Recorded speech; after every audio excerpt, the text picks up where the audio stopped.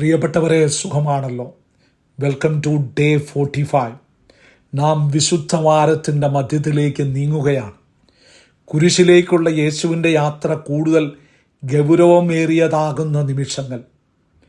ഇന്ന് ലൂക്കായുടെ സുവിശേഷം 20-ാം അധ്യായം 9 മുതൽ 19 വരെയുള്ള തിരുവചനങ്ങൾ നമുക്ക് ധ്യാന വിഷയമാക്കാം.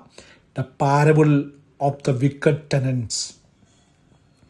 ഒരിക്കലൊരു തോട്ടക്കാരൻ തൻ്റെ മനോഹരമായ മുന്തിരിത്തോട്ടം ഒരാളെ ഏൽപ്പിച്ച് ദൂരദേശത്തേക്ക് പോയി. വർഷങ്ങൾ കഴിഞ്ഞ് അയാൾ തിരികെ വന്നപ്പോൾ തോട്ടം മുഴുവൻ നശിച്ചു കിടക്കുന്നു. പക്ഷേ ആ തോട്ടക്കാരൻ ഉടമസ്ഥനെ പുറത്താക്കി. അപ്പോൾ ഉടമസ്ഥൻ പറഞ്ഞു, തോട്ടം നിൻ്റേതല്ല, നീ വെറും ഒരു കാവൽക്കാരൻ മാത്രമാണ്. You are not the owner, you are just a caretaker. നമ്മുടെ ജീവൻ, നമ്മുടെ കഴിവുകൾ, നമ്മുടെ കുടുംബം, ഇതൊന്നും നമ്മുടേതല്ല. ദൈവം നമുക്ക് തന്നതാണ്. നാം അത് എങ്ങനെ പരിപാലിക്കുന്നു എന്നതാണ് കാര്യം. ഈ വചനത്തിൽ നിന്ന് നമുക്ക് ഒരു പ്രധാന കാര്യം പഠിക്കാം. ദൈവത്തെ പുറത്താക്കുന്ന ലോകം, ദ റിജക്റ്റഡ് കോർണർ സ്റ്റോൺ.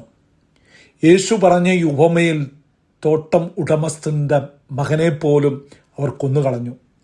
യേശുവിനെക്കുറിച്ച് തന്നെയാണ് അവിടുന്ന് പറയുന്നത്. എങ്കിലും യേശു ഒരു വലിയ സത്യം ഓർമ്മിപ്പിച്ചു. വീട് പണിക്കാരുടെ ഉപേക്ഷിക്കപ്പെട്ട കല്ല് മൂലക്കല്ലായി മാറി. The stone the builders rejected has become the corner stone. ലോകം തള്ളിക്കളഞ്ഞ യേശുവാണ് നമ്മുടെ ജീവിതത്തിൻ്റെ അടിസ്ഥാനം.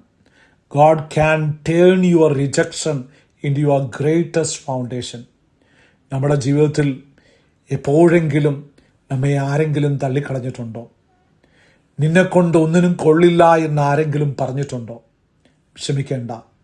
R you feeling rejected today? ഈ വിശുദ്ധവാരത്തിൽ യേശുവിനെ നോക്കൂ. അവിടുന്ന് തള്ളിക്കളയപ്പെട്ടവനാണ്. പക്ഷേ അവിടുത്തെ മരണവും ഉയർപ്പുമാണ് ഇന്നും ലോകത്തെ താങ്ങി നിർത്തുന്നത്. ഇന്ന് നമുക്ക് ഒരു കാര്യം ചെയ്യാം. നമ്മെ വേദനിപ്പിച്ചവരോട് ക്ഷമിക്കാം. നമ്മുടെ ജീവിതത്തിൻ്റെ മൂലക്കല്ലായി, കോർണർ സ്റ്റോണായി യേശുവിനെ പ്രതിഷ്ഠിക്കാം. ലോകം നമ്മെ മാറ്റിവെച്ചാലും ദൈവത്തിൻ്റെ പ്ലാനിൽ നമുക്ക് വലിയ സ്ഥാനമുണ്ടെന്ന് ഓർക്കാം.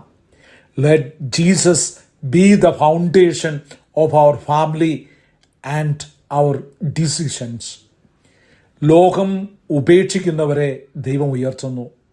What the world rejects, God redeems.